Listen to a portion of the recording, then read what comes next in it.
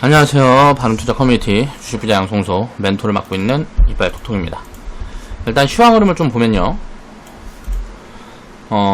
화요일날 코스피가 한 2% 빠졌고요.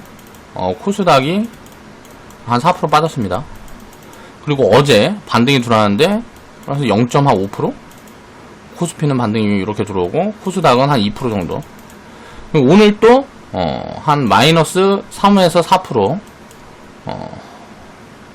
이제 코스피 코스닥 전부 해서 이제 조정이 진행이 되고 있어요. 자, 일단 시장이 이렇게 꺾이는 흐름이 진행이 됐는데 여기에서 이제 체크를 해보면 언택트라든가 기존에 그리고 바이오 관련주들의 이제 수급 쏠림은 계속 되고 있습니다. 개인 투자자들은 개인 자금은 전부 이쪽으로 들어가고 있다고 보면 돼요. 개인 자금이 이제 수급 주체다 보니까 요런 섹터로 이제 자금이 좀 쏠리는 그런 흐름들이 보여지는 것 같고, 자, 오늘도 보면 바이오 관련주들은 급등이 진행되는 종목들이 굉장히 많았죠. 막 점상한가 들어가는 종목들도 나오고. 자, 이런 부분들을 이제 우리가 생각을 해보면 지금은 괴리율이 굉장히 벌어져 있는 왜곡의 흐름이다 라고 보면 될 것 같아요.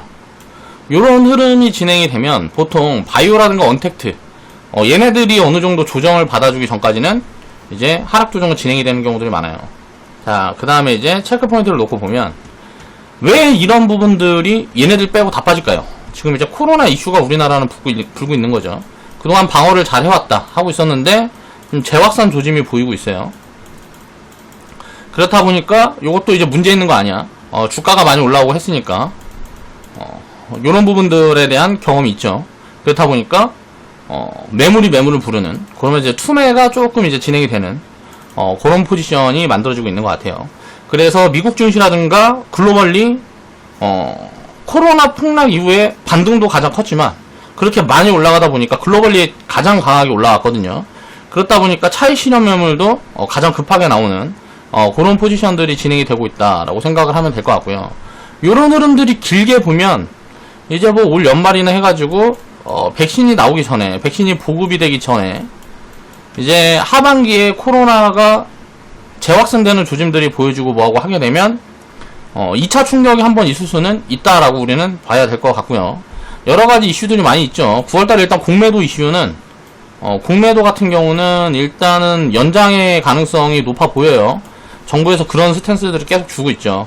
다만 연장을 하겠다라는 스탠스를 주다가 갑자기 이게 만약에 재개를 해버린다든가 하게 되면 또 시장의 충격은 굉장히 클 수 있습니다. 왜냐면은 연장의 스탠스를 줬기 때문에. 그리고 진짜 연장이 된다 그래도 시장의 상방으로의 뭐 큰 폭의 상승이라든가 이런 흐름들은 제한적일 가능성들이 높다라고 봐야 돼요. 왜냐면 그 공매도 연장이라는 이런 부분들까지 시장에서는 미리 어느 정도 스탠스가 잡혀 있었기 때문에 반응이 돼 있다라고 보면 되는 거고요. 11월 달에 이제 미 대선이 있어요. 여기에 대한 이제 불확실성이 굉장히 있습니다. 일단은 미국과 중국의 어떤 대립구도가 계속 이어지면서 트럼프가 무언가 포지션을 취할 가능성이 있습니다. 지지율이 밀리고 이런 부분들이 계속 이어지는 흐름들이 진행이 된다 그러면 중국 대립에 더 강하게 나설 수 있는 그럴 가능성들이 있기 때문에, 만약에 중국이 지금은 가만히 있는데 중국이 여기에서 머리 드밀고 받아버리면 요거는 또 굉장히 큰 노이즈 요인으로 작용을 할 수도 있겠죠. 2018년도에 미중 무역 분쟁이 있었기 때문에 시장의 충격이 없을 수도 있다라고 생각을 하고 있지만, 지금 같은 구간에서는 이미 밸류가 부담이 되는 구간이기 때문에 이런 노이즈 요인들이 또 작용을 할 수 있다라고 봐야 되고요. 모습은 과거와는 다를 거예요. 이제 뭐 그러니까 그 전에 있었던 부분들은 무슨 관세를 가지고 서로 주고받고 하는 그런 포지션이었다 그러면, 지금부터는 이제 전쟁이라든가 아니면 금융에 대해서 뭐 미국 채권을 만약에 중국이 팔아버린다든가 뭐 중국 지금 자산을 막 디폴트 시키고 이런 것들도 보여주고 있거든요, 미국에서. 그래서 만약에 중국에서 지금 사서 가지고 있는 미국 채권 같은 경우가 채권 같은 경우를 뭐 안 주고 만약에 디폴트를 시켜버린다든가 요렇게 되면은, 근데 이제 그거는 이제 최악의 경우니까 미국도 굉장히 힘들어지겠죠. 그렇게 되면 국가 신뢰도가 굉장히 큰 타격을 보니까 그렇게 될까지 될 가능성은 적은데 그런 뉘앙스들이 풍겨질 수 있다는 거죠. 실행은 하지 않는데 무언가 사람들의 상상력을 발휘해서 그런 부분들의 찌라시들이 많이 돌 수 있다. 그러니까 미국과 중국 관련해서 뭐 전쟁이라든가 뭐 등등등 해서 이런 찌라시들이 돌면서 시장에 노이즈 요인을 작용할 수 있다라고 봐야 되고, 그러니까 코로나 같은 부분은 저는 이제 이거는 코로나 확산세 이런 걸로는 이제 증시에 충격을 주기는 어렵습니다. 그런 부분 이건 이미 반영이 됐다라고 보고 있는데, 자 이제 경제에 충격을 줄 부분들은 셧다운이 다시 진행이 된다. 만약에 정부에서 뭐 다시 이제 뭐 공장 멈추고 무슨 뭐 경제를 뭐 스탑시키고 요런 부분들이 만약에 셧다운이 다시 진행이 된다 그러면 요거는 타격이 굉장히 클 수 있다라고 생각을 하는 게 맞을 것 같아요. 그래서 미국 같은 경우도 지금은 이제 확산세가 급하게 증가를 하고 한다 그래도 셧다운이 다시 진행될 가능성은 굉장히 작아 보이는데, 요런 부분들이 다시 이제 연장이 되고 뭐하고 하게 되면 뭐 이제 문제가 심각해지는 수준까지 갈 수 있다라고 이제 우리는 생각을 해야 되고요. 그 다음 이슈는 이제 뭐 미국에서 지금 보면 추가 부양책에 대한 부분들이 지금 협상이 안 되고 있죠. 지금 민주당하고 공화당하고. 그래서 그런 부분들의 노이즈는 계속 나오고 있고. 그러니까 사실 지금 시장은 어떻게 보면 호재 요인이 별로 없어요.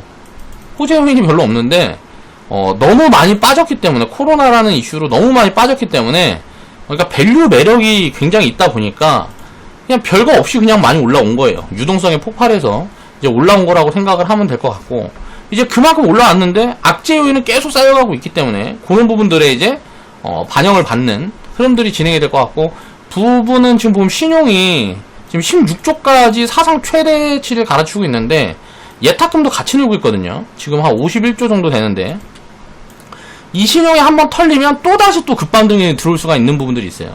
그러니까 어떻게 봐야 되냐면, 신용이 또 한번 털리면 이게 6조에서 10조, 16조까지 올라왔으니까 이게 한 10조 근방까지만 털린다 그래도, 이때 만약에 예탁금이 뭐 60조, 70조까지 늘어난다.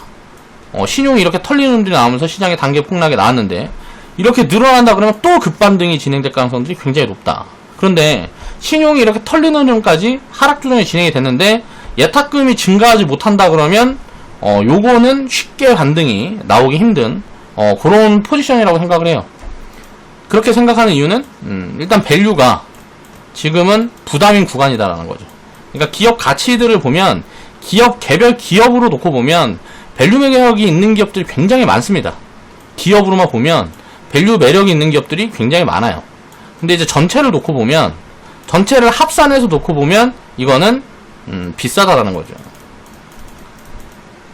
자, 이게 비싼 이유를 우리가 생각해보면 성장 섹터로 불리는 이제 뭐 성장 밸류를 받고 가는 기업들은 보통 이제 퍼 같은 경우를 뭐 15배에서 30배 받는단 말이에요.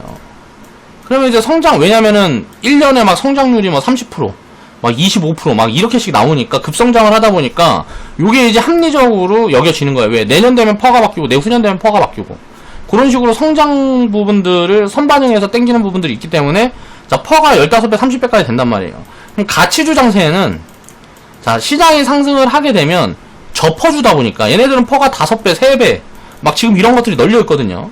5배, 3배 이런 애들이 널려 있어요. 가치주들, 자산주들 중에서는. 근데 얘네들은 주가가 밑에 있고 얘네들이 시가총액이 높아지다 보니까, 자, 성장 섹터가 시총 상위에 있단 말이에요. 그렇다 보니까 당연히 평균 퍼는 비싸질 수밖에 없는 거예요. 그래서 우리나라 퍼가 지금 한 13배 정도 되는 걸로 나오고 있는데, 지금 이제 주가가 좀 빠져서 한 12배 정도 이제 된다고 보면 우리나라 평균 퍼가 한 10배 정도 됐는데, 이제 어떤 성장 모멘텀이 잡히면서 IT와 헬스케어의 강세 흐름으로 주도 섹터가 이제 성장 섹터이기 때문에 지금은 고밸류를 받고 있는 시장이라는 거죠. 근데 그 내용들을 보면, 자, 투기 자금이 몰려서, 자, 신용이 급증하면서 3월달부터, 자, 3월달 폭락이 왔던 구간에 예탁금이 45조였는데 지금 이제 51조니까 6조가 늘었는데, 자, 신용은 어때요? 신용은 이때 6조였습니다. 6조에서 16조가 됐으니까, 자, 10조가 늘었죠.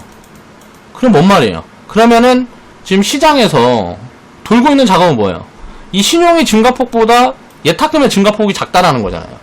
그러면 투기 자금이 굉장히 극심하게 지금 들어와 있다라는 거예요. 그럼 요런 부분들은 한번 털고 가야 되겠죠.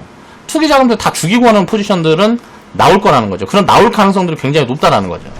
그래서 시장 밸류를 체크를 해보면 제가 꾸준히 말씀드리지만 전 영상부터 저희는 이제 지금 현금을 27% 갖고 있기 때문에 천천히 올라올 때마다 이제 5월달부터 이제 만들어 왔죠. 그래서 밸류 포지션에 맞춰가지고 현금을 조금씩 쌓아왔는데 이거는 이제 코스피 2200 밑으로 내려오면 여기서부터 이제 현금 비중을 12%까지 줄일 겁니다. 15%까지 줄일 겁니다. 자, 현금 비중 이렇게 줄여서 대응을 하고, 자, 2000포인트 만약에 밑으로 내려와 준다 그러면, 자, 현금 비중을 5%까지 이제 줄여서 이제 대응을 할 거다. 그리고 뭐 1800포인트 밑으로 내려온다 그러면, 이거는 그냥 뭐 주식 100% 대응을 할 거다라고 이제 회원분들한테 예전부터 이렇게 몇 달 전부터 이렇게 코멘트들을 정리를 해드리고 있고요.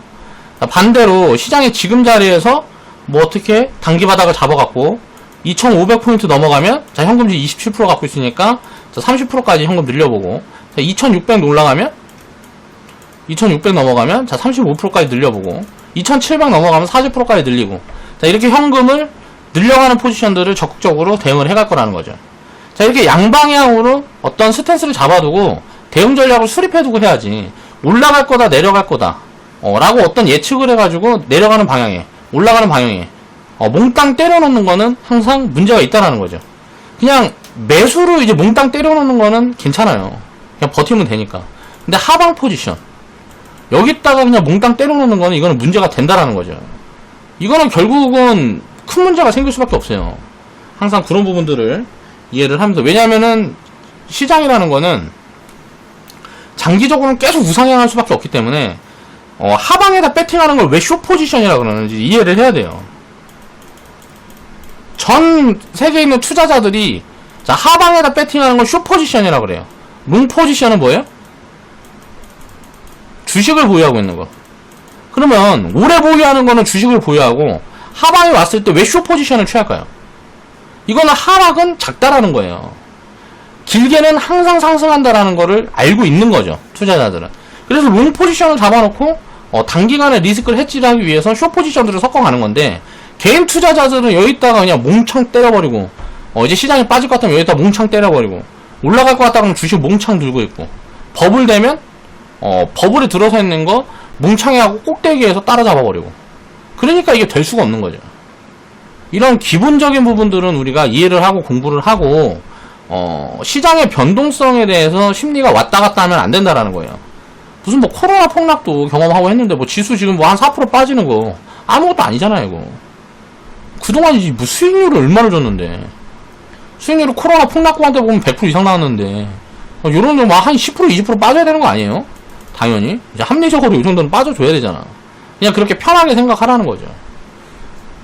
또 현금 대응이 만약에 조금 뭐 미스가 있는 분들은 뭐 그냥 더 버티면 되는 거고, 항상 이렇게 편하게 생각을 해서 우리는 롱 포지션을 취하고 있는 거기 때문에 긴 관점으로는 주식은 그냥 계속 사는 겁니다.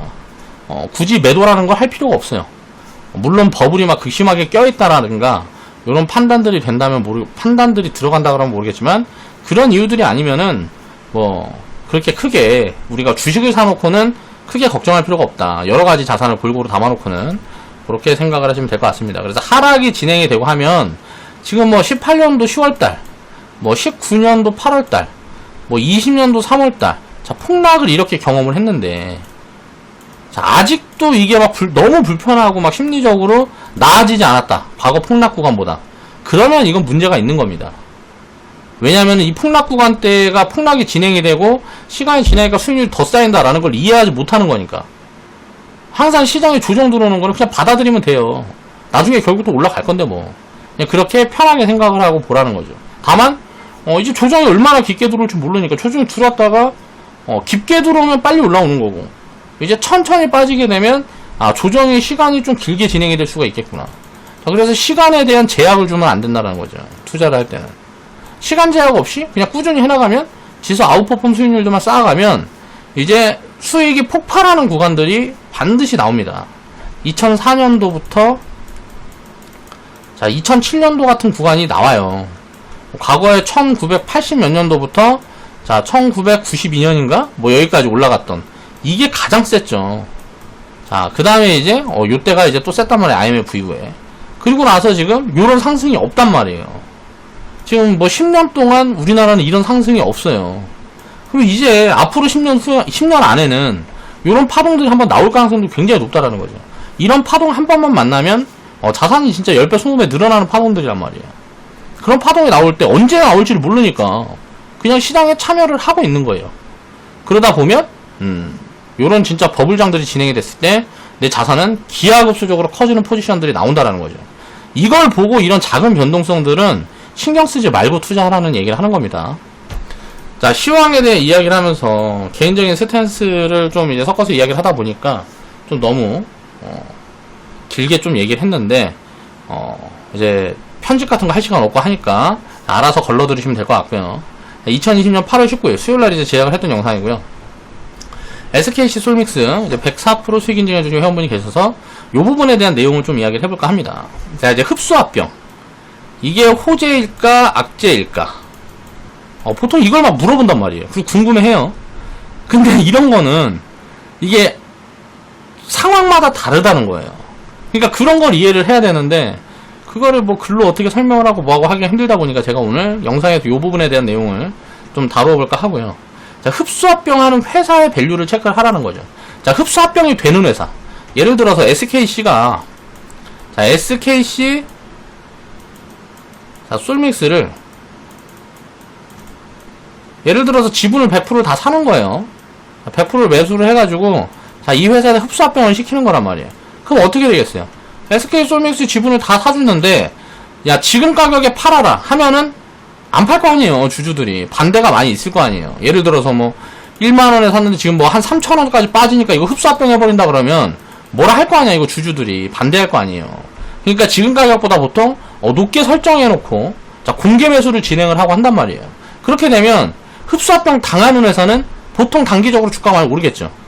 그리고 나서 이제 이제 계속 지속적으로 보유하고 있는 사람들은 이거를 이제 지분 합병을 해갖고 지분을 이제 뭐 섞어가지고 뭐 비율을 설정을 해서 SKC 주식으로 주는 거란 말이에요. 합병되는 회사 주식으로 주는 거예요. 그러면 좋은 걸까 안 좋은 걸까를 골라 그러면 뭐예요? SKC의 가치를 보면 되는 거예요. SKC 솔맥스는 일단 주가가 올라왔어. 그럼 이제 SKC의 가치를 보면 된다는 거죠.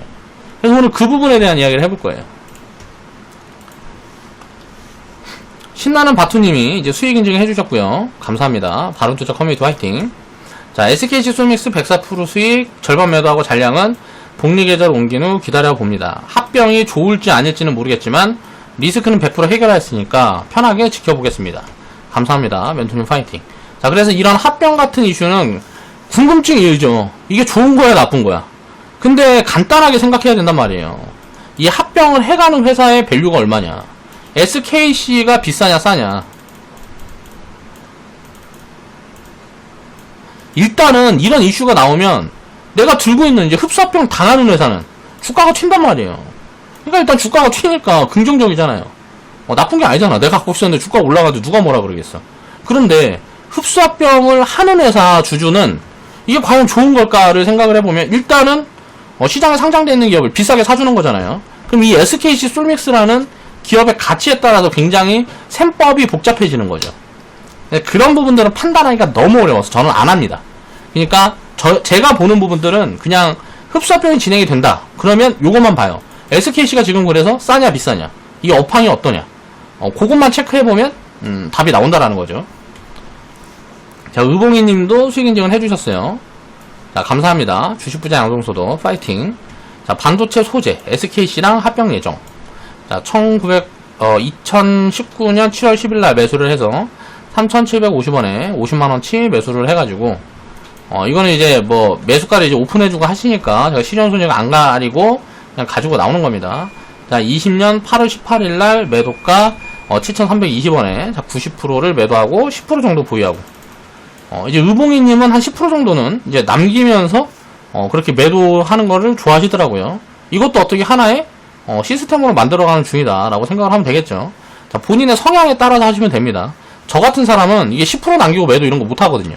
10% 그거 갖고 있어봐야 이게 돈 같지가 않아갖고 그러지를 못하는데 이제 의봉이님 같은 경우는 이렇게 10%씩 차곡차곡 쌓아가지고 복리계좌처럼 운영을 한다 그러면 당연히 이거는 굉장히 장기적으로 효율이 좋겠죠.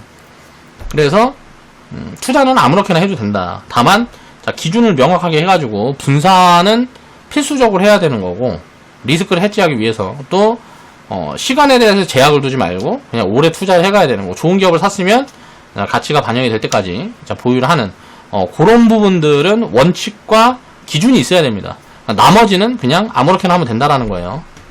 자, 아쉽게 100%에 도달하지 못하고 다른 종목이 사고 싶어서 매도하게 되었습니다. 오늘 지수 조정을 많이 받네요. 이제는 그러려니 합니다. 자, 올려준 시점이 8월 18일이니까 그때 코스닥이 그저께 이제 코스닥이 4% 급락했을 때 그때 포지션이죠. 신나는 바투님은 8월 13일날 분할 매도 포지션을 보셨네요. 자, 이 종목을 보면 자, 일본 수출 규제 이슈들이 나오고 뭐하고 할 때 제가 좀 공부를 해가지고 추천을 드렸었어요. 자, 이 종목을 추천을 드렸었는데, 자, 타이거 일렉이라는 기업하고 마이크로 컨텍솔, SK 시스템 다 숫자가 안 보이는 기업이었습니다. 램 테크놀로지. 그런데 이제 내용들을 공부를 해서 이슈가 붙을 수 있을만 하고, 자, 리스크가 크게 없는, 그러니까 크게 비싸지 않은 기업들을 추려서 추천을 드렸었던 거예요. 자, 램 테크놀로지 같은 경우는 이때 일본 수출 규제 이제 매수 사인 나가고 SK 하이닉스에 불화수송과 뭔가 납품하는 그 테스트가 들어가니 어쩌니 하면서 이제 급등 흐름이 진행이 됐다가 지금 이제 그 부분을 이제 테스트를 완료하고 수주 물량이 잡힐 걸로 보고 있습니다. 그런 부분들이 수주 물량들이 실질적으로 이게 진짜 찍히고 공시가 들어오고 이런 부분들이 확인이 되고 하면 주가는 굉장히 또 멀리 날아갈 수 있는 기업이다 라고 생각을 해야 되고요. 시가총액도 굉장히 가볍고한 기업이기 때문에 굉장히 큰 폭의 아웃퍼폼이 나올 수 있는 기업이다 라고 보면 될 것 같고요. SK 시솔믹스는 자, 일본 수출 규제가 진행이 됐던 자, 8월 폭락 구간 여기에서 이제 추천을 드렸었고요. 그리고 나서 자, 코로나 폭락 때 한 마이너스 40%까지 빠졌다가 지금 이제 7,400원까지 이제 올라가 있는 구간이죠.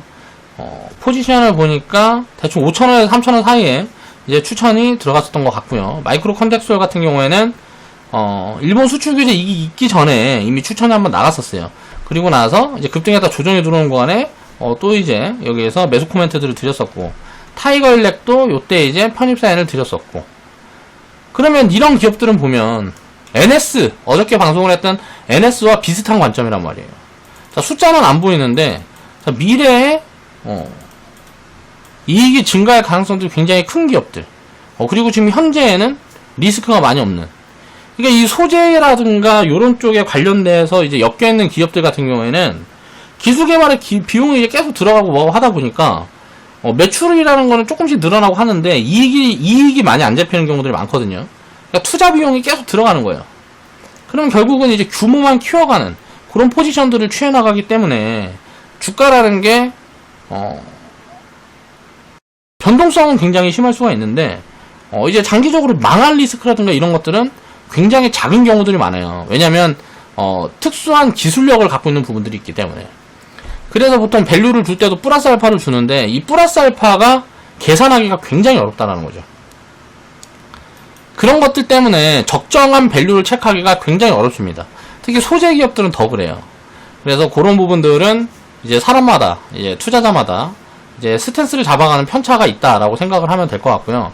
이런 식으로 악재를 샀다라는 얘기를 하고 싶은 거죠. 2019년도 일본 수출 규제 리스크라는 게 나왔을 때, 자, 폭락이 만들어준 기회라는 거예요. 이런 것들은, 자, 시간이 지나면 계속 반복이 된단 말이에요. 이런 종목들을 추천하고 할 때, 제가 이런 코멘트들 다 드렸습니다. 나중에 지금 있는 이 수출 규제라는 리스크가 붉고 뭐하고 했는데, 이게 이제 진행이 되고 되면, 이제 신성통상이라든가 모나미 같은 기업들은 지속적으로 성장을 할 수 있는 가능성들이 별로 그렇게 크지 않은 기업들인데, 자, 이 반도체 소재 쪽이라든가 부품 장비 쪽에서는, 그러니까 소부장은 굉장히 큰 모멘텀으로 작용할 수가 있다. 실질적으로 수혜가 되고, 성장을 할 수 있는 가능성이 굉장히 크게 잡히는 부분들이라는 거죠. 그러면서 요런 쪽 관련된 기업들을 굉장히 좋게 제가 코멘트를 드렸단 말이에요. 이때 같이 이야기했던 종목이 오션 브릿지도 있었네요.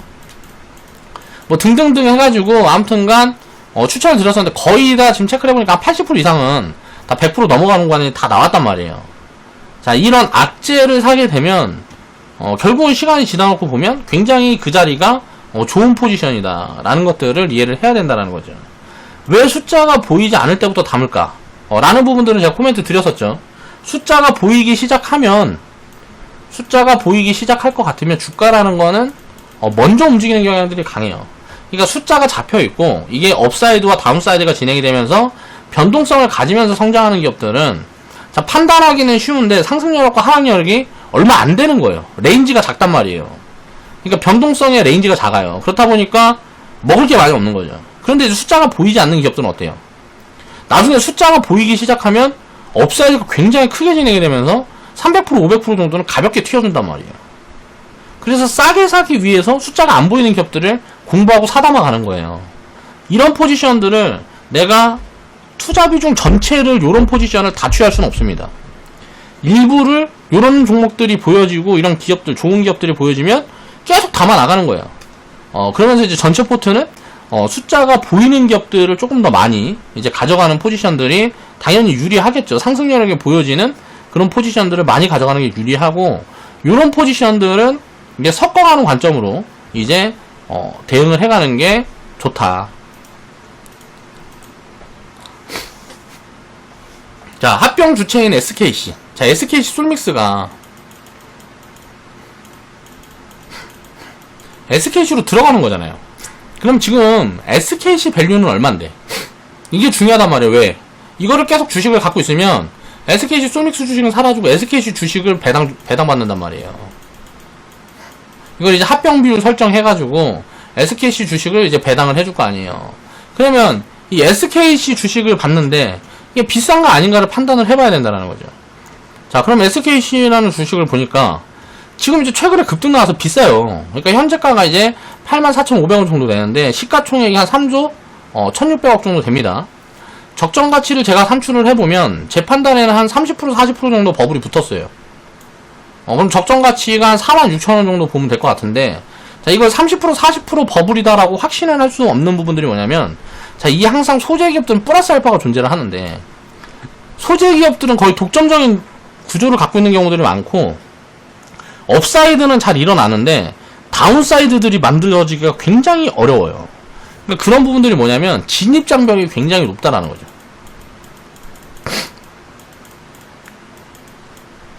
진입장벽이 굉장히 높은데, 기존에는 일본에서 소재 공급을 하고 있는 부분들, 반도체 소재,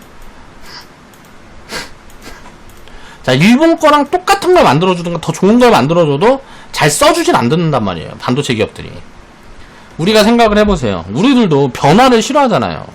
인간이라든가 기업이라든가, 기업은 이제 변화를 이제 혁신 기업들을 만들어주려고 그러면 변화를 계속 일으켜야 되는데, 보통 이제 기업이 이제 굴뚝 기업처럼 현금 구매를 계속 쌓아가고 뭐하고 하는 이유들을 우리가 생각을 해보면 더 이상 이제 성장을 하고 싶어 하지 않는 거죠. 굴뚝 산업 같은 경우는. 그래서 이제 시간이 지나면 도태되는 경우도 굉장히 많은 거예요. 아마존의 GE 같은 기업들도 마찬가지였고, 물론 이제 CEO가 이상한 놈이 하나 들어와서 말아먹은 게 굉장히 크긴 한데, 이런 부분들을 우리가 이제 생각을 해봐야 돼. 그러니까 진입장벽이 굉장히 높았어. 들어갈 수 있는 부분들이 아니었는데, 자, 일본이랑 이제 일본 비중을 줄여가는 포지션들을 우리나라 이제 삼성전자, SK하이닉스가 취해가고 있단 말이에요. 그러면 SKC 같은 기업은 그 부분에 대한 플러스 알파를 얼마를 줄 거냐라는 게 굉장히 어렵다라는 거죠. 그러니까 적정 밸류보다는 한 20-30% 정도 더 주는 게 맞는 것 같긴 해요. 그렇다 그러면 지금이 적정 가치일 수도 있는 거예요. 그러니까 소재 기업들의 안정적인 사업 구조, 그리고 진입 장벽이 높은 부분들이 있기 때문에 보통 밸류를 제가 산출하는 적정 수준보다 더 받고 가는 경우들이 대부분이라는 거죠.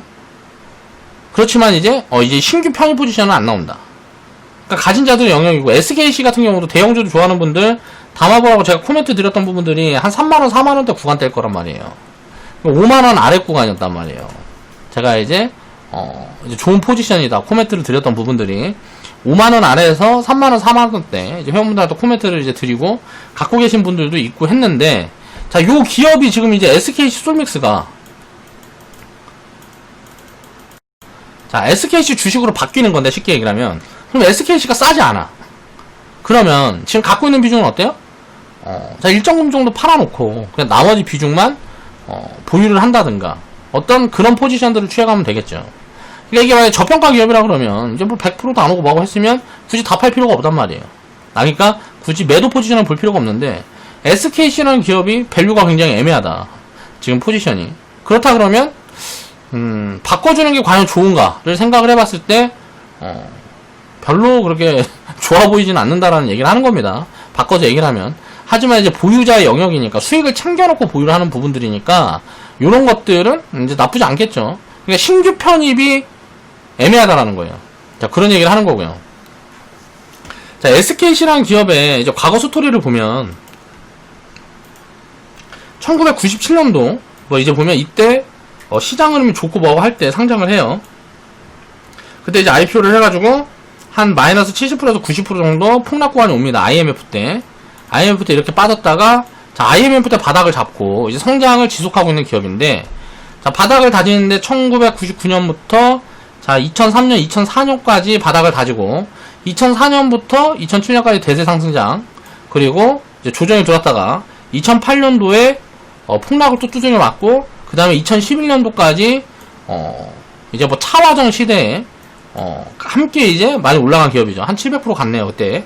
그리고 나서 이제, 2011년도에 또, 유럽 리스크들을 만나고, 2013년, 2014년까지 유럽 리스크가 있었습니다. 이때 2008년도에는, 뭐가 있었어? 리먼 사태, 금융위기가 있었고, 2001년도에는, 9.11, 2003년도에는 이라크 전쟁, 그리고 2015년도에는, 이때는 이제 뭐 브렉시트가 있었고요. 유럽 리스크가 그대로 이어졌던 거죠. 그리고 2018년도에는 미중 무역 분쟁, 2019년도에는 일본 수출 규제, 2020년도에는 코로나. 보면 어때요? 이 이슈들이 있을 때마다 싼 자리를 줬던 거예요. 자, 2001년도 제가 동그라미 쳐보겠습니다. 2001년도에 이제 이때 9.11 테러 있을 때, 그리고 2003년도에 이라크 전쟁, 2004년 2005년도 여기가 무슨 노무현 대통령 탄핵 이슈에 있었을 거예요. 그리고 2008년도가 리먼 사태, 그리고 2011년도가 보면은 이때가 유럽 리스크. 이게 이제 13년, 14년까지 유럽 리스크도 있었고, 2015년도에 폭락이 있었던 게 브렉시트. 그리고 2018년도가 그 미중 무역 분쟁. 그리고 2019년도가 일본 수출 규제. 2003년도가 2020년도 3월이 코로나. 자, 제가 이제 빨간 동그라미 쳐놓은 데들을 보란 말이에요. 이 빨간 동그라미 쳐놓은 데들이 다 좋은 포지션 아니에요? 자, 매수 포지션은 리스크가 있을 때 사는 거예요. 그리고 위에서 이제 덜어나가고 장기 보유를 하는 거죠. 자, 2007년도에 다 팔 필요가 있어요, 없어요? 우리가 돌아놓고 보면 2007년도에 버블이 크게 쌓여있던 구간이었는데 다 팔 필요가 있어요, 없어요? 요 밑에서 예를 들어 2003년도, 5년도에 사놨으면 여기서 덜어놓고 다른 거를 이제 리밸런싱 포지션을 취하든 현금을 만들어놓든지 하면 되지. 다 팔 이유가 없단 말이에요. 계속 성장을 결국은 하고 있는 거라잖아요. 자, 지금 제가 적정 가치를 정리해놓은 게 어제요? 자, 46,000원이죠. 자, 희한하게 맞습니다. 자, 이 가운데 선을 보세요. 빨간색 이거 이제 추세선을 이제 정리를 해놓은 부분들인데, 요거는 이제 버블이라고 보면 되고요. 자, 요것도 이제 살짝 지금 버블이 껴있다라고 저는 개인적으로 생각을 하고 있어요. 자, 이 중간값을 보면 어때요? 자, 이 윗단, 상단하고 하단을 연결하는 중간값을 보면 지금 5만원 구간대 있죠. 제가 적정 가치가 46,000원 플러스 알파. 자, 5만원 금방. 자, 이렇게 성장을 하고 있는 거란 말이에요. 이 중간값을 만들어 가면서, 자, 위아래 변동성을 만들면서 성장을 해가는 거죠. 자, 그럼 이제 주식 투자를 딱 할 때는 어떻게 하면 될까요? 그냥 적정 가치 구간을 딱 체크를 해서 그 자리보다 싼 구간에 사서 그냥 평생 보유하면 돼요. 이 회사 망할 때까지. 그러면 그동안에 이제 배당도 주고 시가도 많이 올라가고 항상 마찬가지죠. 이 SKC란 기업은 앞으로 10년, 앞으로 20년도 뒤로 빠꾸하기가 굉장히 어려운 기업이에요. 우리나라에서 반도체를 중국에다 완전히 넘겨주지 않는 이상. 반도체 시장을 중국에다 완전히 넘겨준다 그래도 SKC라는 기업은 빠꾸하기가 굉장히 어려운 것 같아요. 그리고 또 최근에는 보면 2차전지 같은 모멘텀들도 붙어있죠. 반도체만 있는 게 아니고 2차전지라든가 뭐 등등 무슨 뭐 신산업이 시작이 되고 뭐고 하면 그쪽 소재 기술들을 계속 이제 개발을 해서 이제 투자를 해서 확보를 하고 수익을 창출해가는 그런 구조들을 갖고 있기 때문에 우리나라 소재 기업들 중에는 거의 뭐 대빵에 속해 있는 기업이란 말이에요.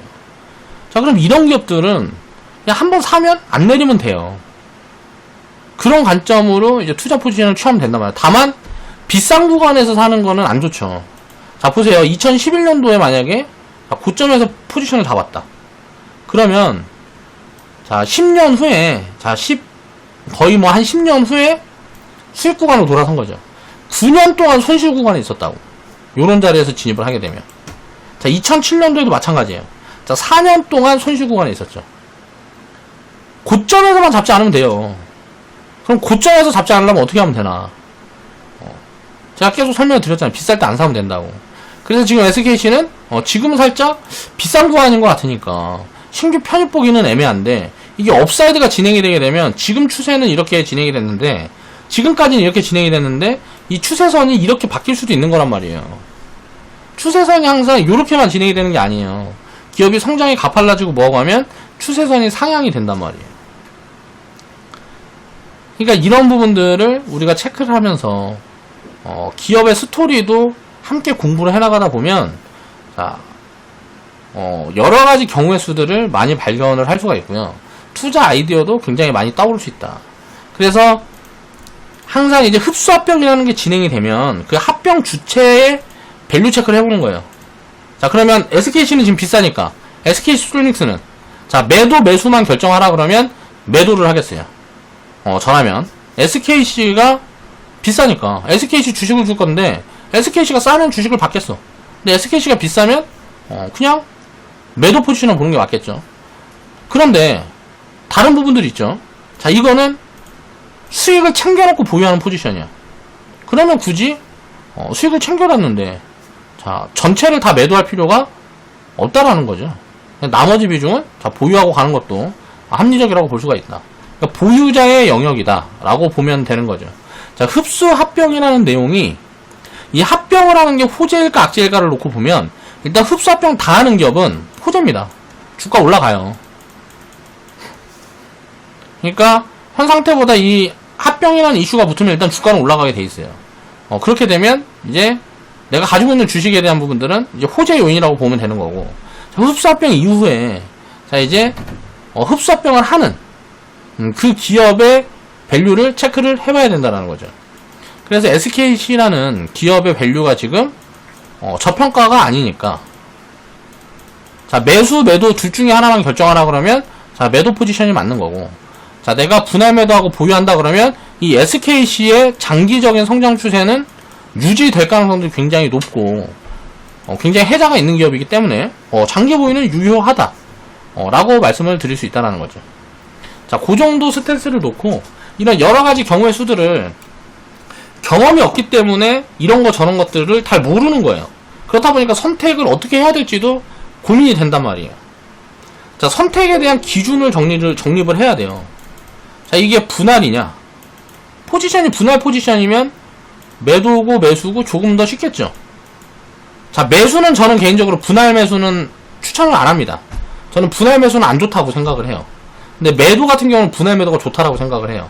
왜 그러냐면 매수를 분할 매수를 한다 그러면 매수 같은 경우는 분할 매수가 굉장히 어려운 게 뭐냐면 싸게 샀는데 자, 이게 주가가 올라가 버리면 점점 비싸게 사야 된단 말이에요. 자, 싸게 샀는데 더 싸지면 어때요? 더 싸지면 자, 일정을 맞춰서 분할 매수를 하면 되는데 처음에 일정을 100만원을 샀어요, 예를 들어서. 근데 이제 분할 매수를 한다고 첫 진입 때 10만원만 사. 근데 이게 주가가 50% 튀어버렸어.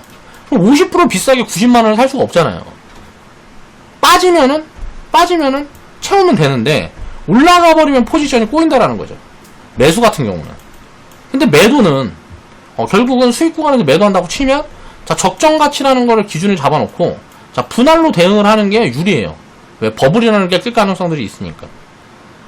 버블이 오는 경우와 오지 않는 경우는 자, 확률적으로 치면 거의 5대5입니다. 그런데 이제 버블이 진행이 됐을 때는 그 버블이라는 상승폭이 굉장히 크기 때문에 예를 들어서 자 100% 상승해 있는 구간에서 이게 적정 구간이에요. 적정 가치가 100% 상승해 있는 구간에서 버블이 입혀져서 200%가 더 가버리면 200%가 더 가버리면 어떻게 되냐면 이 100%가 300%씩 늘어난단 말이에요. 700%가 돼요. 수익률이 600% 700%가 된단 말이에요. 자 버블이 100% 200%에 입혀버리면 자 300%에서 뭐 600% 700%까지 막 수직으로 급상승을 해버린다고. 버블이 요렇게 입혀지는 거거든요. 그렇기 때문에 버블 포지션이라는 게 변동성이 굉장히 큰 거죠. 상방의 변동성이 크기 때문에 분할 매도 포지션이 유리하단 말이에요. 매도 같은 경우는. 그러니까 분할 매수는 저는 추천을 안 해요. 이거는 그냥 일정금 사놓고 자 추가 매수를 할 때 일정금 맞춰가면서 이제 그걸 이제 매집이라고 생각을 하는 거고 그게 분할 매수라고 생각하는 거. 처음에 살 때 적당한 금액은 정해서 그냥 사야 된단 말이에요. 안 그러면 아예 안 사야 돼. 처음에 살 때 뭐 10만원, 내가 100만원씩 사는데 처음에 살 때 10만원만 사고 나중에 90만원 채워야지. 그러면 이게 처음에 10만원 샀던 것보다 더 비싼 자리에 살 때 굉장히 마음이 불편하단 말이에요. 그러니까 분할 매수는 그래서 저는 좋다고 생각하지 않고 매도 같은 경우는 분할 매도가 굉장히 효율적이라고 생각하는 거예요. 왜? 버블 포지션 때문에. 자 적정가치 구간이라든가 이런 구간들로 오면 적정가치 뭐 이런 구간들로 오면 뭐 일부 팔아서 이제 리밸런싱 포지션을 다른 기업을 산다든가 아니면 현금을 보유한다든가 하면서 버블 포지션을 노려볼 수 있는 거죠.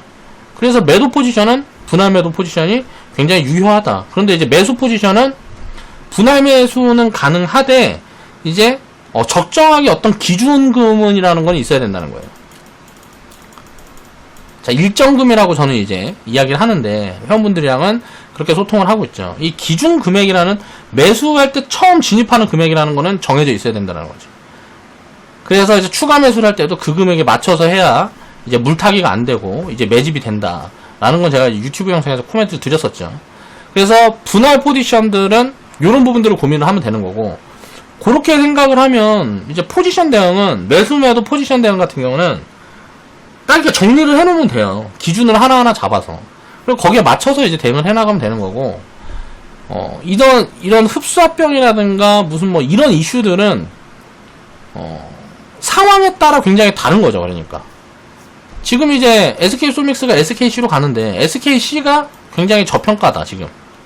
그러면은, 이거는 뭐 분할 매도 안 하고 넘어가든가 아니면 분할 매도 포지션을 본다 그래도 무조건 가야죠. 근데 지금은 어때요? 전부 다 팔아도 일리가 있는 포지션이고 그냥 갖고 가도 일리가 있는 포지션이라는 거예요. 근데 이게 만약에 SKC가 이제 해자가 있는 기업이 아니고 뭐하고 하는데 굉장히 비싸다. 바이오처럼. 이거 얼마인지를 모르겠다. SKC는 얼마인지를 알 수가 있는데 얼마인지를 모르겠다. 그러면은 매도 쪽에 또 스탠스가 강하게 잡히는 거고 상황에 따라서 이렇게 다르다라는 거죠.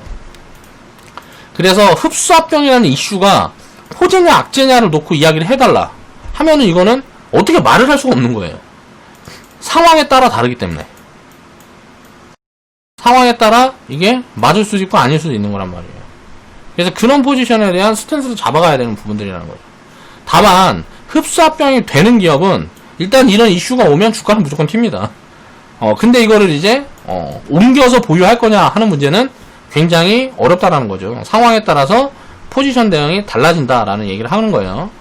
그래서 흡수합병하는 회사의 밸류를 체크해보고 결국은 주가라는 거는 자 가치에 연동된다. 이런 부분을 생각을 해놓으면 그냥 모든 부분들이 설명이 된다라는 거죠. 자 오늘 방송 마무리하겠습니다.